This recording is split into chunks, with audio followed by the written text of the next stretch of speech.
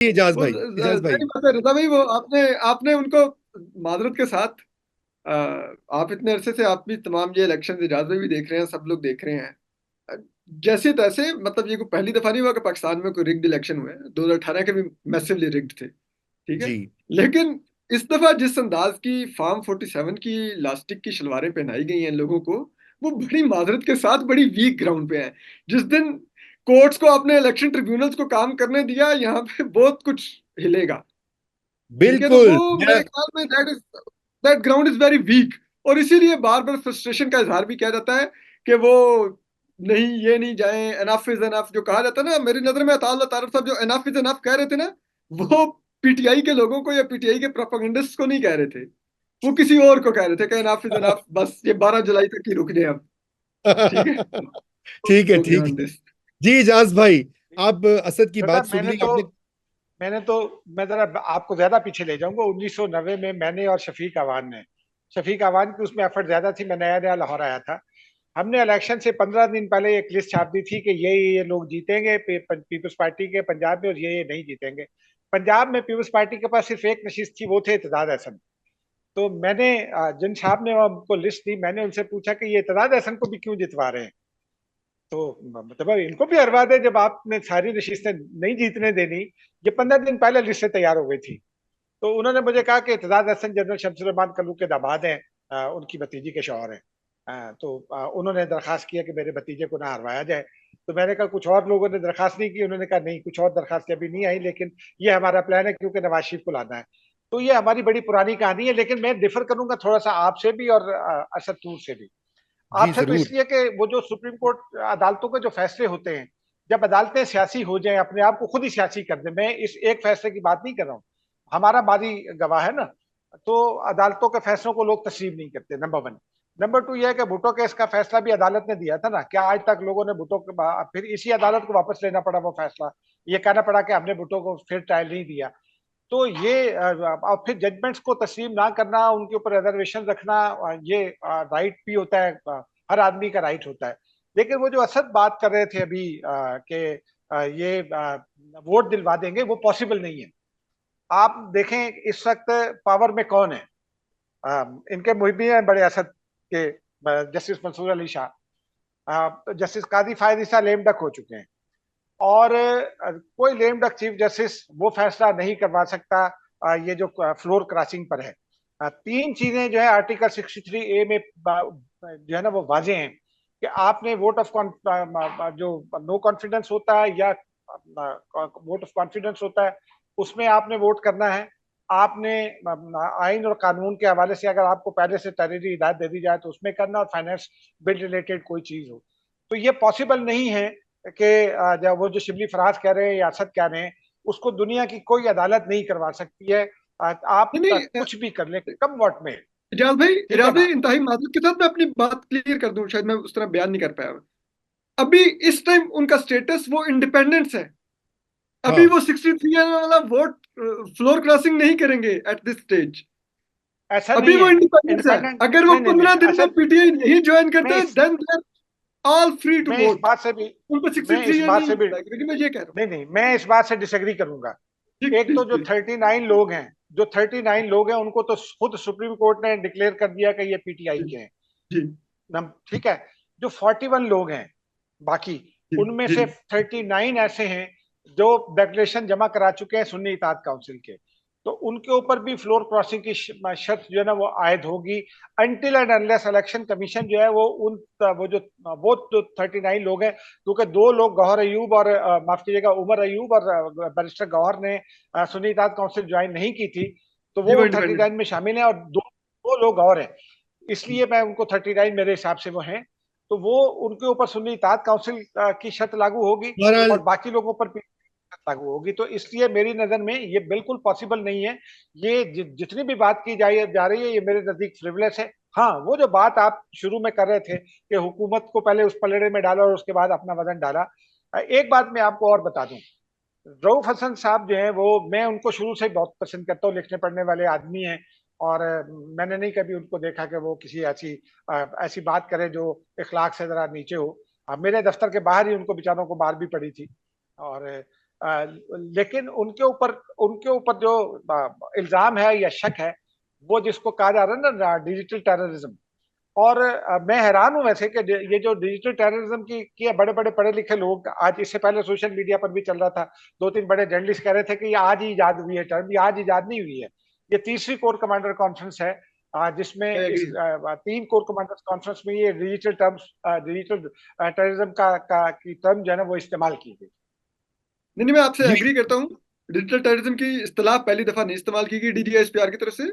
ये इससे पहले भी हो चुकी है, इवन के कोर कमांडर्स कॉन्फ्रेंस की प्रेस रिलीजेस में भी ये टर्म यूज हो चुकी है। हाँ, और वैसे अब वो, ये मुझे तो मैं एक बात बताऊं, ये मेरे खिलाफ एफआईआर में भी थी तो। अच्छा, तो तुम भी, हाँ, तुम तो पुराने डिजिटल दहशतगर्द हो तुम। तुम तो डिजिटल टेररिस्ट डिक्लेयर्ड हो पहले से। देखो असदुर, तुम हर जमाने में तुम फंसते हो। पहले इमरान खान दौर था, उथे आ गए तेरे कार पहुंच गए। उस तो बाद इमरान खान दौर खत्म होया, उन्हें क्या कि मैं, क्योंकि असदुर एक आजाद मंश इंसान है, ठीक है ना।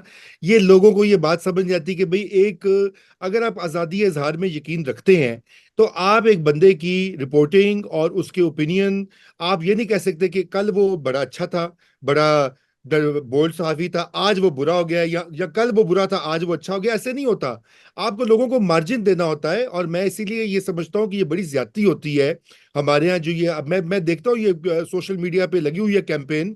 बहरहाल हमें उससे गरज नहीं है। ये डिजिटल दहशतगर्दी, पहले इन्होंने फिफ्थ जनरेशन की एक डिक्शनरी बनाई, वो जी मुल्क ने नाफज की थी, तबाह हो गया है, तबाही फिर गई। आप उन्होंने चाहे ने, अब जनाब डिजिटल दहशतगर्द, भाई जो आपने तो उसकी खेतियां लगाई थी, सारा पानी तो एग्जैक्टली। आपने वो बीज बोए थे, हेलो, दो दो तीन तीन तो सौ ये इंटर्न्स। ये जो ये जो आज के डिजिटल दहशतगर्द हैं, ये हाँ, इन्होंने फिफ्थ जनरेशन वार के नाम पर अपनी नर्सरी में लगाए थे। वो अब तनावर बिल्कुल। दरख्त बन के जब अपने ऊपर बरस रहे हैं, तो अब आप कह रहे हैं तो डिजिटल हाँ, लेकिन दहशतगर्द वो है। जो लाइक वो हमने जो तो नहीं निकाले थे वो कहीं से, उम्र यार की जंबील से, एग्जैक्टली। रजा भाई, ना ही वो इजाज भाई ने निकाले ना, लाइक किसी ने हमने नहीं निकाले। निकाले इनके। ये निकालते हैं और अपने बंदे आगे करते हैं, दो चार लोग होते हैं मीडिया में भी उनको आगे करते हैं, दो चार सियासत में होते हैं। उसके बाद जो है ये नई कहानी बना देते हैं। बहरहाल मैं इसके ऊपर देखें, मजीद एक एक जुमला कह दूं, एक जी, जुमला कह जरूर दूं। जरूर करें, जरूर करें। एक तो हर नया आर्मी चीफ जो है ना एक नई टर्म इजाद इजाद जरूर करता है, एक नया ऑपरेशन भी करता है, वो नंबर वन। दूसरा, ये जो फिफ्थ जनरेशन वॉरफेयर थी ना, ये बेसिकली इंडिया के खिलाफ इजाद की गई थी। ये मकामियों के खिलाफ इजाद नहीं की गई थी, ये उस वक्त की गई थी जब इमरान खान वजीर आजम थे। तो इसलिए जो है ना उसको जरा सा हमें समझने की जरूरत है। नहीं जी, वो ये जो है डिजिटल टेररिज्म, जनरल, ये इसका राम पहला भाई, शिकार मुसल्लत वो भी हम पर ही कर पहला दी गई थी शिकार फिफ्थ असद था जनरेशन भी। और दूसरा शिकार रऊफ हसन है, और दोनों जुस्से में एक जैसे हैं, देखिए दुबले नहीं पतले नहीं जनरल, स्मार्ट है। नहीं नहीं, एजाज भाई, फिफ्थ जनरेशन भी लागू हम पर ही कर दी गई थी। हम लोगों को कहा तो जाता ठीक था ये बात है। फिफ्थ जनरेशन वार के जो वो है बाहर से फंडेड, और ये और वो ये लगे रहते अच्छा, हैं। मैं अब आप लोगों से, अच्छा नहीं, मैं उसमें ये पॉइंट कहना चाहता हूं कि आपको याद होगा कि जनरल आसिफ गफूर जब DGISPR थे, उन्होंने एक प्रेस कॉन्फ्रेंस की थी जिसमें उन्होंने स्लाइड्स दिखाई थी, मुझे वो जी याद जी, है। ट्विटर अकाउंट्स की ठीक है, सारों की। अकाउंट्स की, उसमें इजाज भाई गुल बुखारी थी फॉर एग्जांपल। वो कौन सी कोई इंडियन एजेंट है? असद तूर के घर, जो क्या असद तूर ने क्या भारतीय वायरलेस रखा हुआ था, कैसे घर में जाके तो दरवाजा तोड़ा था? या मतीउल्लाह जान ने क्या इंडिया के सफारत खाने में जाके क्या वहां से कोई कहूटा के राज वो दे रहा था कि जो आगे उसको उठा के ले गए थे? या अबसार आलम ने जो उसको गोली मारी पार्क में, तो वो क्या इंडिया से आया था? भाई ये तो ऐसी कहानियां है ना। ये रंग बदलते हैं, चेहरे बदलते हैं, मेथड्स वही हैं, बयानी है वही बनाते हैं। देखे ना एजाज भाई, ये इस वक्त मुल्क में, मैं आपको बताऊं कि हम इसमें फंसे हुए हैं। ये जो सारी गुफ्तगू हो रही ना, फॉर्म, वो इंडिपेंडेंट फ्लोर क्रॉसिंग, ये वो, भाई बात ये है, ये काम है सियासी कुव्वतों का, पार्लियामान का। इसमें घुस गए हुए हैं गैर मुंतखब इदारे। फौज भी गैर मुंतखब है, अदलिया भी गैर मुंतखब है, मीडिया भी गैर मुंतखब है। अवाम के मुंतखब नुमारे जैसी तैसी पार्लियामान हो, सही है, कच्ची है, पक्की है, उन्होंने फैसला करना है। जनरल जिया के जमाने में गैर जमाती इंतखाबात हुए 85 में, उस पार्लियामेंट ने भी जनरल जिया को टफ टाइम दिया, जुनेजो को निकालना पड़ा जिया को, ही फायर्ड हिम, क्योंकि जुनेजो खड़ा हो गया, उसने कहा कि जी मैं जनरलों की गाड़ियां छोटी करूंगा, आपके बजट काटूंगा। उसने जाके अफगानिस्तान में अमन की कोशिश की, जनीवा अकॉर्ड साइन कर दिया, अगले आता वापस आया वो, और जिया साहब ने फारिग कर दिया। तो बात ये, जब अब सियासी कुव्वतें खड़ी होती हैं, फिर ये टेम होते हैं। ये इस तरह नहीं होता कि आप एक आधे लोग वहां मिल जाएं, आधे लोग उधर मिल जाएं, तो बस यही हम इसी में इसको एनालाइज करते रहे, रोज वही बकवास। एनीवे, हमारा वक्त खत्म हो रहा है। आखिरी टॉपिक वो है कि आज इमरान खान साहब ने भी कहा कि जी 9 मई के उन्होंने पुरअमन जो एहतजाज है उसकी तायीद की थी। एजाज साहब, आपने वो देखी उनकी वो स्टेटमेंट जो इमरान खान साहब ने जो रोजाना आजकल बातचीत कर रहे हैं? जी, बड़े जोर शोर से देखी है। और मैं जाती तौर पर ये समझता हूँ कि इमरान खान भी ज़हनी उस ज़हनी सतह पर पहुंच गए जहां वो ये समझते हैं कि मैं कुछ भी कर डालूं कि मेरे डाल दें। उन्होंने उन्होंने मेरे मेरे मैं जाती तौर पर यह समझता हूं कि इमरान खान ने पॉलिटिकली जो ये कन्फेशन किया है ये गलत किया है। क्योंकि उनका वो जो बयानिया था वो बिक रहा था और लोग, बहुत सारे लोग इस वजह से उनके साथ थे कि इमरान खान कह रहे हैं कि मैंने प्लानिंग नहीं की। अब इमरान खान ने ये कह दिया कि मैंने प्लानिंग क्या की है। बहुत सारे लोग जो है अब सवालात भी उठा रहे हैं, वो ये पूछते हैं, कई लोगों ने तो मुझसे भी पूछा कि भाई ये इमरान खान ने अगर पुरअमन एहतजाज की कॉल दी थी तो क्या इमरान खान को नहीं पता था कि एहतजाज पुरअमन नहीं रहते। ये इशू जो है ये अब इमरान खान के खिलाफ इस्तेमाल होगा। और आप कुछ दिन के बाद देखेंगे कि शायद इमरान खान इससे यू टर्न ले लें, क्योंकि यू टर्न के तो वैसे वो मास्टर हैं। फिर आप ये देखिए ना कि एक और मैं आपको इत्तला फराहम कर दूं, मेरे एक अडयाला जेल में मेरे मोहल्ले में एक साहब रहते हैं, उनके दो चार रिश्तेदार अडयाला जेल में काम करते हैं। मैंने उनसे पूछा कि ये इमरान खान का नया इंटरव्यू आ गया है, तो इमरान खान कहता है मैं डेथ सेल में हूँ। आप अंदर हो, हमने तो तस्वीरें देखी थी जो सुप्रीम कोर्ट में जमा कराई थी, मैं तो कभी गया नहीं। तो वो क्या सूरत हाल है।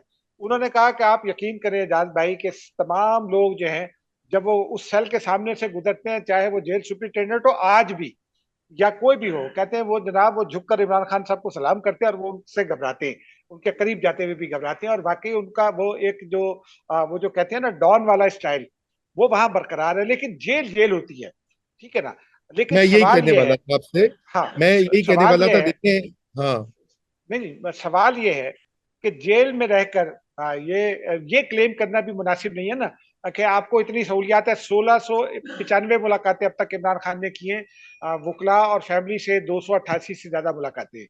तो आप ये कहते हैं कि जनाब मैं कैद तन्हाई में हूँ, सॉलिटरी कंफाइनमेंट में हूँ, मैं डेथ सेल में हूँ। ये इस किस्म की बातों से मेरे ख्याल में उनको गुरेज करना ये चाहिए, क्योंकि बयानिया बनता उनका है ना। मजबूरियत का सियासत जरूर सियासत का कर रहे हैं वो, देखे ना, दूसरे भी कर रहे हैं सियासत, वो भी सियासत कर इमरान रहे हैं, खून में करेगा बिल्कुल सियासत। सियासत कर रहे हैं, सियासत बिल्कुल हाँ। जरूर कर रहे हैं, लेकिन फिर वो अपने आप को वो फिर सहूलियात ना मांगे। देखो ना, मैंने बेनजीर भुट्टो ने खुद भी मुझे बताया था और मैंने वो पढ़ा भी है, बल्कि वो सखर जेल के जेलर ने बाद में ना किताब लिखी। उसने कहा कि मैंने फाजिल राहू साहब को कहा कि बेनजीर भुट्टो साहब से बात करें कि ये पंखा ले लें और पानी पीने का साफ ले लें, मैं अपने घर से मंगवाता हूँ। बेनजीर ने कहा कि मेरे वर्कर को पंखा दस्तियाब है, नहीं है तो मैं नहीं लूंगी। और उससे साफ पानी लेने से भी इनकार कर दिया, वो बीमार हो गई। ठीक है ना। जेल, ये जो पॉलिटिकल लीडर होता है वो लीडर इसलिए होता है कि वो लोगों के लिए सख्तियां बर्दाश्त करता है। आप अंदर जो है वो मिट्ठू खाने वाले, चूरी खाने वाले मिट्ठू बन जाएं और बाहर लोगों को ये कहें जनाब मैं तो बड़ा जबरदस्त आदमी हूं, मैं तो बड़ी मुश्किलात भुगत रहा हूं। तो हकायक लोगों को के सामने जब आते हैं तो फिर लोग बुरी तरह से टूटते हैं। वो एक नारा पियानो ने इस्लाम का लगाया था, उसके बाद मौलाना फजलुर रहमान और बाकियों ने, आज ये इस्लामी कुव्वतें का क्या हाल है। सियासतदानों की इन्हीं गलतियों की वजह से आज सियासतदानों का वकार जो है वो सिफर हो गया है। पार्लिमान पार्लिमान को सब सर्वियंट किसने बनाया? इमरान खान नंबर 1 है, उसमें नवाज शरीफ नंबर 2 है। आप पूरा रिकॉर्ड देख लें। इन्हीं इन्हीं जी दोनों जी लोगों जी ने जी। मिलकर पार्लियामेंट को सबसिडियंट बनाया। चले, आज पार्लियामेंट का ये हाल है कि वो अपने हुकूक के लिए नहीं खड़ी हो सकती।